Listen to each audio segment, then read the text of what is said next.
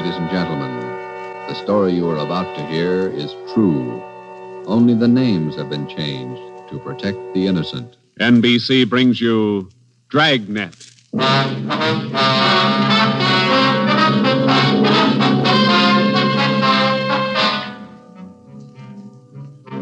You're a detective sergeant. You're assigned to robbery detail. A ruthless fiend roams the streets of your city masquerading as a police officer. For months, helpless citizens have been robbed, beaten senseless, and kidnapped. The criminal is a twisted genius, vicious, cunning. Your job is to get him.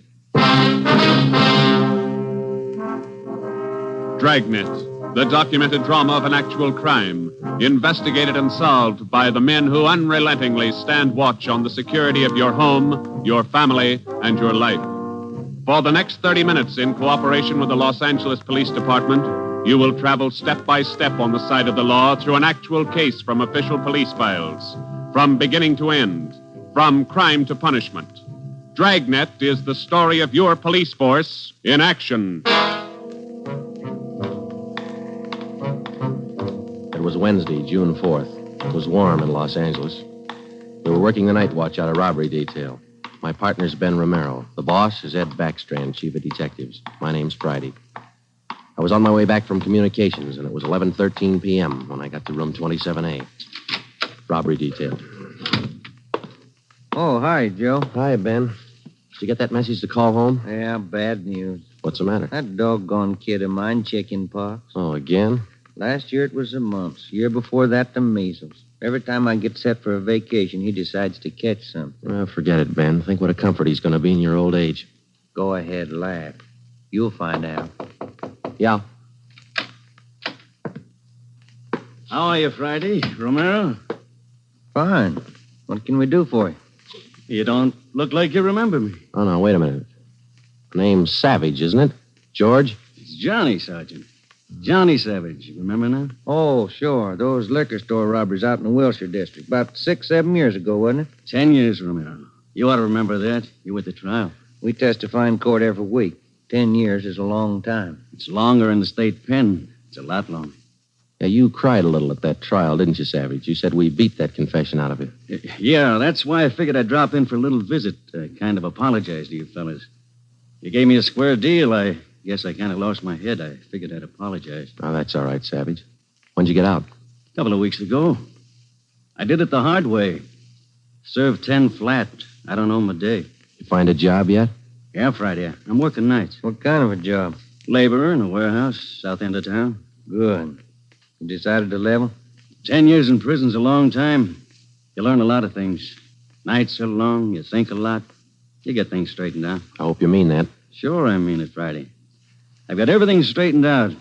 I know who my friends are, and I know who to watch out for. You sound like maybe you're on the right track. I got it figured, Romero. Not like you two fellas. You caught me red-handed, and you sent me up for 10 years. Well, you did all right, Savage. 5 armed robberies. You got off pretty easy. You got a break, Savage. Make the best of it. Sure, I'm not kicking. 10 years, a real break. That's right. Well, just dropped in for a little visit. Maybe I'll see you fellas sometime. All right, Savage? Keep your nose clean? Sure. No hard feelings. No. You just took 10 years of my life, that's all. There's no such thing as a man going through prison without changing. And Ben and I have seen him switch in both directions.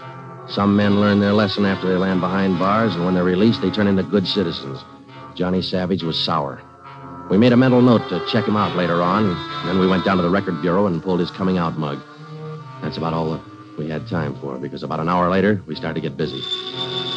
Hot shot, Joe. Grab it. On the corner of Selma and Naples, the drugstore, 211 and probable attack. On the corner of Selma and Naples, 211 and... What you got, Joe? Selma and Naples, 211 and attack. Come on.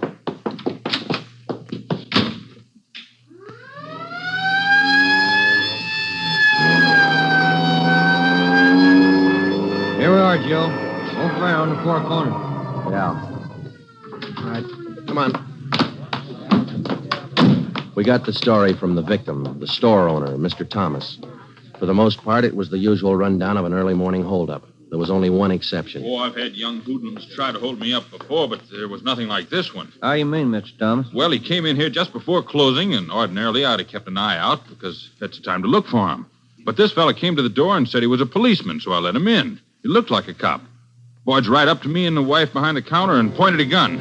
And she screamed, and he hit her in the face with the butt of the gun. Sergeant, it was horrible. That's the way it started, and that's the way it kept going. Because most of the victims and most people don't realize that as a citizen, they have the right to check on police officers' identification when in doubt. After we got the story from Mr. Thomas and checked the store in the neighborhood, Ben and I headed back for the office. Attention, all units. At the end of North Baxter Road near Hillcrest, victim of 211 and slugging. Car 7172, take the call. Code 3. Attention, all That's units. 4 blocks away from the last one. Let's roll on it, huh, Ben? Right, I'll hit the siren. You get the light. By the time Ben and I got up to the end of North Baxter, the men from car 71 were already there. The victim was telling his story. His face looked like it had been through a meat grinder. We're just shifting the car into second to make the hill when I hear this siren behind me, and I see this red light flashing in the side view mirror. Well, naturally, I pulled over to the curb, and I was just reaching for my driver's license when the cop runs up, yanks me out of the car, and starts clubbing me in the face with the butt of his gun. Did you get a look at him? Think you can describe him? No, I'm afraid not. He swung me around and kept me staring into that red light on his car all the time he was beating me. After a while, everything just went black. When I woke up, my wallet was gone, all my money's... 45 minutes later, Ben and I were interviewing the third victim, a young housewife out in the Wilshire district. Same trademark. I tried to tell him, Sergeant. I tried to tell him I didn't have any money, but he wouldn't listen. He kept holding me by the throat and beating me with his fist like he enjoyed it.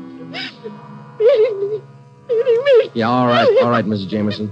Could you tell us how he got in the house? He came in the front door and rang the bell.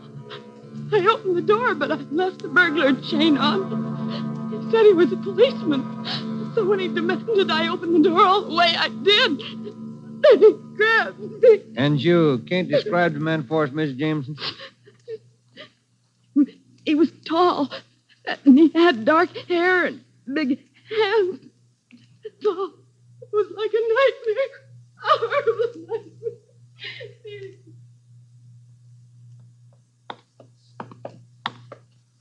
Tall, dark hair, big hands. Your guess the same as mine, Joe? Maybe. Let's wait and see. Come on, let's check with the boss. Hi, Mike. Hi. He's waiting for you. In there. Come on, Ben. Chief of Detective's office. Hannon. Sit down. Yeah, Skipper. All right, you two, let's have it. The guy with the red light? Yes, the guy with the red light posing as a policeman. Why hasn't he been picked up? You know as much about it as we do, Ed. We got our first call around midnight. He knocked over a drugstore out on Selma. He hasn't stopped working since. Didn't you get any definite lead on him? No description, no license number? Nothing. He's tall, big hands, dark hair, that's all. Fine. Either of you got any ideas? Could be anybody, Skipper, with that description. You're sure it wasn't anybody on the force? We sent all the victims down to personnel. Lowry showed him the mug book of all police officers. Wasn't one of our men. Works fast. Drugstore, a motorist, a pedestrian, a housewife out in the Wilshire district. Went right in the house after her. 4 of them, right in a row. 5. Huh? There's a 20-year-old kid in the next room. Came in just before you got here. A couple of hours ago, he was sitting in a car with his girl up in Mulholland Drive. This red light bandit comes along, slugs him, and kidnaps the girl. Kidnapped? She still missing? Not a trace. When did this happen? A couple of hours ago. They brought the kid over from Georgia Street Hospital. We can talk to him now. He's had a bad time. Right in here. Okay. Pete, we're going to have to ask you a few more questions. Oh, yeah. Okay. It feels a little better now. This is Sergeant Friday and Sergeant Romero. Hi, Pete. Hi. Can you tell us what time the trouble started? Oh, about 10:15, 10:30. Sally and I were sitting in the car talking about where we were going on our honeymoon. We're going to be married next month. And then this car pulls up behind us and starts flashing a red spotlight on us, and a guy runs over and pulls open the door. He said he was a cop. Did you get a good look at his car, Pete? I think it was a black sedan. Did you get a look at the man, Pete? No, I didn't. It was pretty dark, and he kept me staring into that red spotlight. It all happened so fast. Then he started slugging me, and I went down. What happened then? Well, the next thing I knew, Sally was screaming. He had one hand on her throat, and he had her backed up against the side of the car. He was beating her with the other hand. Some kind of a short billy club. Well, I got up and I started for him, and he slugged me again. When I came to, Sally was gone. Anybody check the area up there, Ed? Yeah, Davis and Griffin. Didn't find a thing. Oh, Sergeant, you gotta find her. You got to. I wouldn't know what to tell her folks. I wouldn't know what to say. That's all right, Pete. We'll find her. You take it easy. Got a hot shot, Ed, up on Summit Road near Westmore. A woman, unconscious. Ambulance follow-up. Possible dead body. All right, Hannon. Look after Pete here. Friday, Romero, let's go. Up ahead, Romero, to the right. Okay, Skipper? Yeah, there's the ambulance and the cruiser car. Sure a lonely-looking spot. All right, come on. Hiya, Doc. What'd you find? Hiya, fellas. Right over here. Just gonna take her in. Where'd you find her? Over there, by the side of the road. Somebody driving by saw her. They called us. Any identification? This bracelet on her wrist. To my dearest Sally and Pete. December 25th, 1947. That's a girl, all right. What are the chances, Doc? I wouldn't bet on them. Pretty bad shape. Well, have you seen enough? Yeah. Friday, Romero, call the crime lab and check the area for footprints and tire tracks. I'll ride back in the ambulance with the girl. If she regains consciousness, I want to talk to her. All right? Okay, Ed. I'll meet you in the office by 8:30. We're working straight through till we get this guy. See you at the office, Skipper.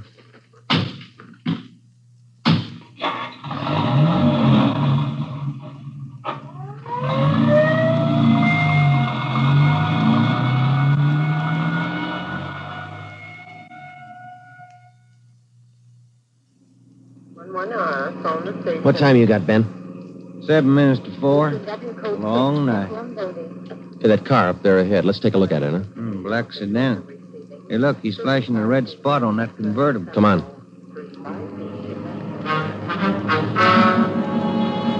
He sees us, Joe. He's pulling away. Get that gas pedal down to the floor. Already there. He's turning off right. Hit the siren. I'll get the light. We're gaining a little, Ben. Next corner to the left. Joe, where'd he go? It's a fancy driver. Try the alley up ahead to the left here. Must have turned up that cross street. Get through the alley and double back on him. Right. There he is, Ben. Look out. Watch it, Joe. Watch it. He's going to ram us.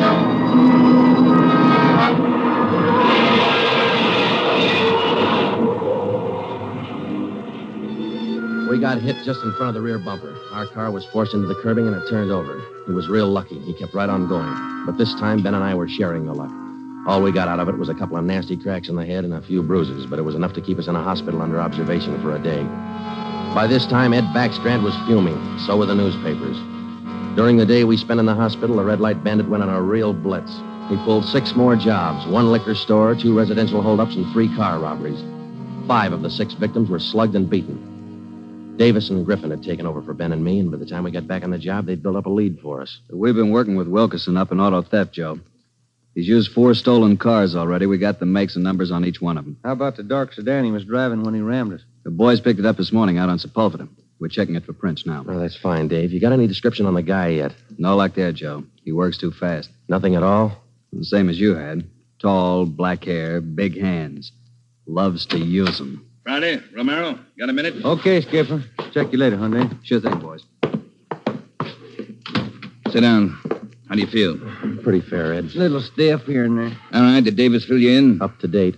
Okay, I just called the doctor who's handling Sally Wilder, Pete's girlfriend, you remember? Oh, yeah. She's been in pretty bad shape since we found her up there on Summit Road. This morning she took a turn for the better. She's conscious, and her doctor thinks she might be able to talk to us a little bit. Good. When? About an hour. I cleared it with the doctor and with her family. You'll only be able to stay a couple of minutes, so make the most of them. That's all. All right, Ed. We'll check with you later. Say, Joe, Ben, here's some mail came for you fellas while you were gone. Oh, thank you, Mike. We're going over to the county hospital. We ought to be back in a couple hours. Okay. Say, there's been a couple of phone calls, too. Yeah, anything important? I don't think so. The guy just called to say hello. Said his name was Johnny Savage. Just called to say hello. I presume you men are aware of the girl's critical condition. Yeah, that's right, Dr. Froman. We saw her before she was taken here at the hospital. Yes. You understand, of course, that you'll be able to see her for only a few minutes, and please try your best not to excite her, huh? Right, Doctor.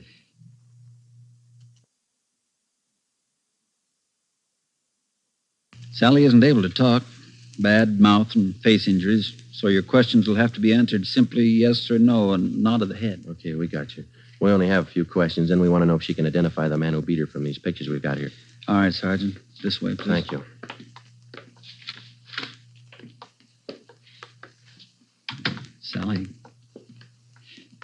Sally, these gentlemen are from the police department. They'd like to ask you a few questions. Now, there's no need to be nervous or afraid. Just simply nod your head yes or no.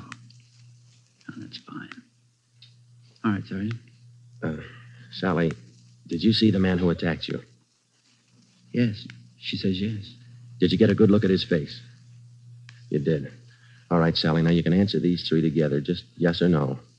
Was he tall? Did he have dark hair? Did he have large hands? He did. Ben. All right, yeah, Jim. Hand me the folder. Yeah. Here you are. Thanks. Now, there's just one more thing, Sally. I'm going to show you some pictures now. Take all the time you want before you make up your mind about each one. If you recognize any one of these men as the person who attacked you, just nod your head, all right? All right, fine. Good. Here's the first one. No? All right, here's the next one. No. How about this one? No? All right, here's another. Do you recognize him? This was the man? Are you sure, Sally? Thank you. That's all. Let's go. Did you find what you wanted, Sergeant? Yes, Doctor, we did. Here, it's this one. Nice-looking chap. Who is he, Sergeant? His name's Savage, Dr. Froman. Johnny Savage. When we got back to the office, we checked in with Ed Backstrand.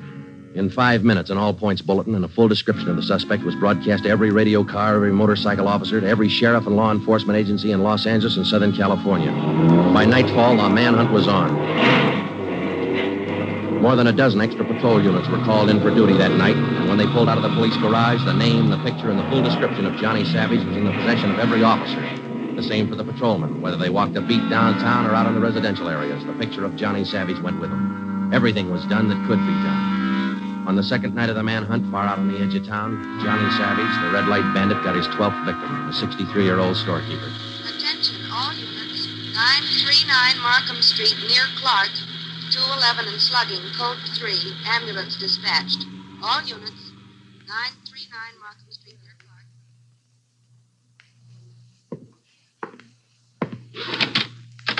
Here it is, Skipper. Tie-in. What'd you get? Wilkerson lifted the prints off that black sedan that rammed Joe and me. Yeah? They belonged to Johnny Savage. Yeah, good. That storekeeper last night. It is Savage, all right. Victim identified him from his mug. All right. We got enough of this Savage guy to put him on ice for life. All we have to do now is to get him. Now, look, the way we figure it, Ed, this red light bandit is using stolen cars with cold plates, so there's no way of tracking down the cars at regular commercial garages. He's got to be renting private garages someplace around town. All right, let's get the neighborhood patrolman on the job. Advertise it. All over town. It's a city ordinance, isn't it? People who rent private garages are bound by law to register the car and license number with the police. Start a campaign if you want, but find those cars. Right. Wait a minute. Hello, Backstrand. Yeah? When? I see. Yeah, thanks. What is it, Ed? It was the hospital. About the girl, Sally. Sally Wilder? What about her? She died 5 minutes ago. That night, everybody went back on the job as usual. The cruiser cars, the patrolmen, the motorcycle officers, and about a dozen decoy cars. Armed policewomen riding alone in cars or parked in lonely spots with a police officer escort. Our car, 80K, was still in the garage for repairs, so they assigned us another one. And we started to make the rounds. Everything was usual. Except one thing. We weren't tracking down just a thief anymore or a sadist who liked to beat people's faces in. We were out to get a murderer. It was a perfect night for the suspect. Dark, no moon. I gave Ben 2-to-1 odds, and I put up $5 that we'd get Savage that night. I lost the $5. We cruised until 7 the next morning, but there wasn't even a nibble. We had breakfast at the Federal Cafe, a little restaurant down the street from the city hall, and it was about 8:15 when we got back to the office. We were pretty tired. Robber detail, Romero. I would like to speak to Sergeant Friday. Just a minute. It's for you, Joe. Okay, thanks. Friday talking. Sergeant Friday, I want to talk to you. Well, I'm listening. Go ahead. I want to talk to you in person as soon as possible. Can't you tell me over the phone? What is it? I cannot tell you over the phone. It is very important. Can you come now? Well, now, look, mister, I'm awful sorry, but we're very busy down 554 Ramona Avenue. Can you come now? Well, what's this all about? Who is this speaking? My name is Carl Savage. My son's name is John.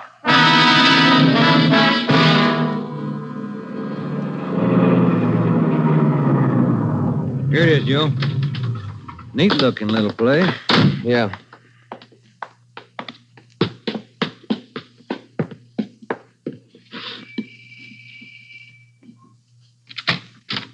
Yeah? I'm Sergeant Friday. You Mr. Savage? Yeah, come in. Okay. This is my partner, Sergeant Romero. How do you do?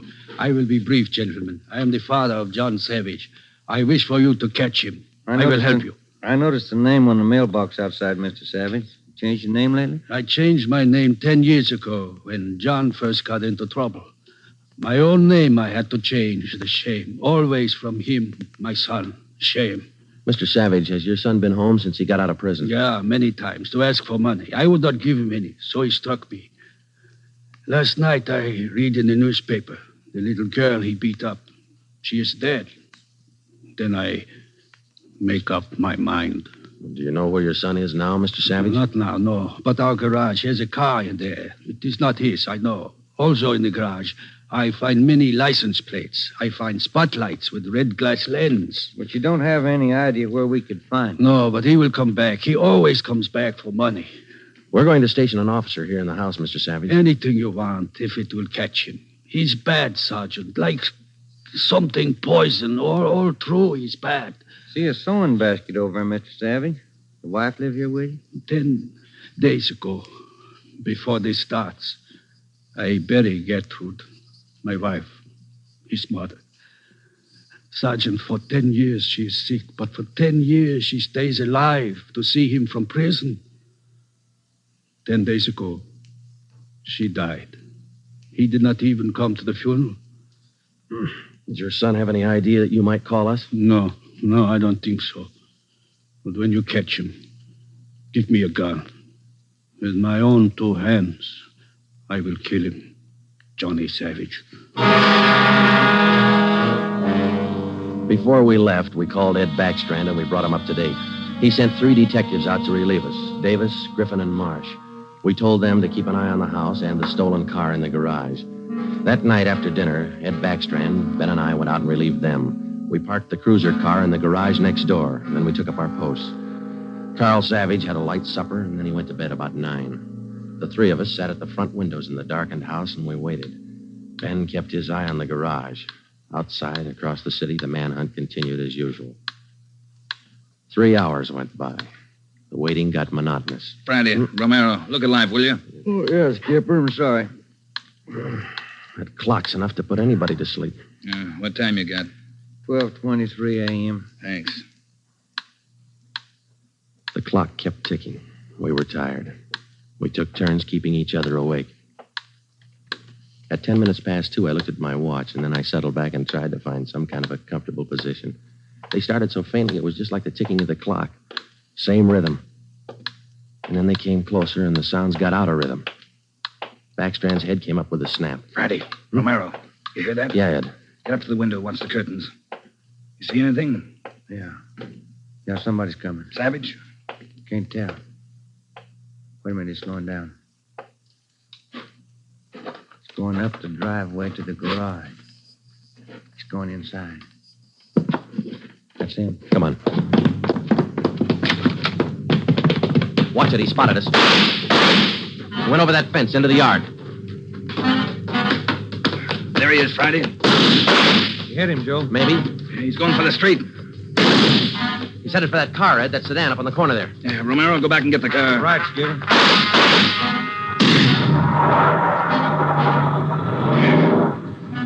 Must have parked up the block before he came around. Where's Romero? I don't know. Oh, here he comes now. All right, let's go. Get that radio on, Joe. It's already on, Ed. All right, give him a call. Any sign yet? No, nothing so far. Next corner to the right, Ben. Unit 80K to Control 4. 80K to Control 4. Control 4 to Unit 80K. Go ahead. Clear and keep frequency 4 open. This is an emergency. 80K, roger. Frequency 4, open and clear. Attention, all units on frequency 4. Stand by. 80K, go ahead. Yeah, there he is, Friday, up ahead. Dark blue sedan. Control 4, we are in pursuit of the possible red light bandit. Suspect is driving a dark blue 1949 sedan. License number in the 7 column. 61 Robert 784. Use caution. Suspect is armed. Code 3. Attention, all units. Attention, all units. Unit 80K now pursuing possible red light bandit. Suspect is driving a dark blue 1949 sedan. License number in the 7 column. 61 Robert 784. Use caution. Suspect is armed. Code 3. Your location, 80K. Control 4, we are headed east on Wilshire Boulevard, crossing La Brea. Attention, all units. Suspect is headed east on Wilshire Boulevard, crossing La Brea. Watch it, Romero. Don't lose him. I see him, Skipper. Control 4, still pursuing red light bandit. Headed east on Wilshire, now crossing Rossmore. Attention, all units. Suspect is still headed east on Wilshire. Now crossing Rossmore. Suspect is armed. Use caution. Code 3. That truck pulling out up ahead. Hit the siren, will you, Skipper? Yeah. Hold on, it's a tight squeeze. Gaining on him, Romero. A lot of traffic up ahead. He's got to slow down. Control 4, suspect headed east on Wilshire, crossing Western Avenue, closing in. There he goes. Took a right down Sherman Alley. It's a dead end. Yeah. Control 4, suspect turns south into Sherman Alley, closing in on suspect. Attention, all units. Suspect has turned south into Sherman Alley. Suspect is trapped. Converge on Sherman Alley. There he is, Skipper. Pulling up ahead. He's jumping out. All right, take the mic, will you, Ed? Here. Come on, Ben. I'll direct the other cars in. If you need help, holler. Right, Skipper. All right, which way to go, Ben? Down between those buildings. Come on. He's starting up the back fire escape. All right, keep him busy. All right, Savage, come on down. He wants to go to Roughwood. One more chance, Savage. Come on down. No use, Joe. He's heading up for the roof. Come on. He climbs like a monkey. Come on, let's get him. Yeah, all right. Here, I'll give you a hand. Here's the roof. All right, where'd he go? I don't know. Let's spread out. All right, Savage, you're through. Throw your gun out. Come out with your hands up. Watch it, Joe. He's running for the edge. He's going to jump. I'll get him. All right, up, guy back here. You lousy copper, you dirty, lousy cop. I'll kill you, man. You're through, Savage. You're through.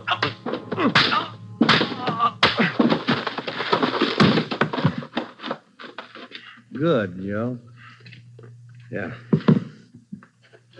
Throw the cuffs on, will you? Yeah, you just betcha.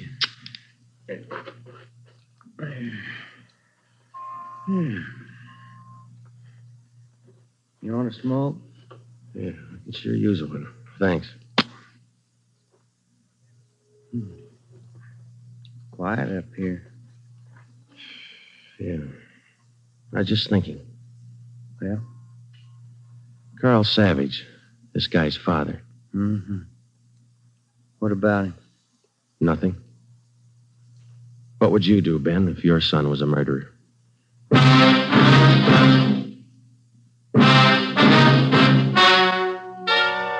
The story you have just heard is true. Only the names were changed to protect the innocent. John Savage was tried and convicted of murder in the first degree. He was executed in the lethal gas chamber at the state penitentiary.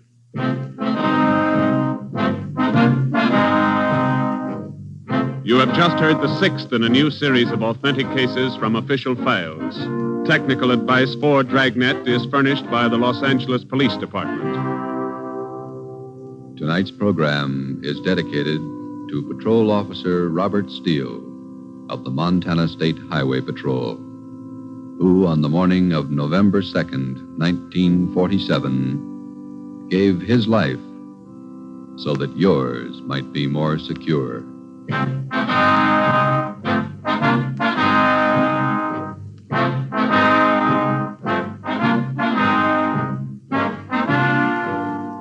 Dragnet came to you from Los Angeles.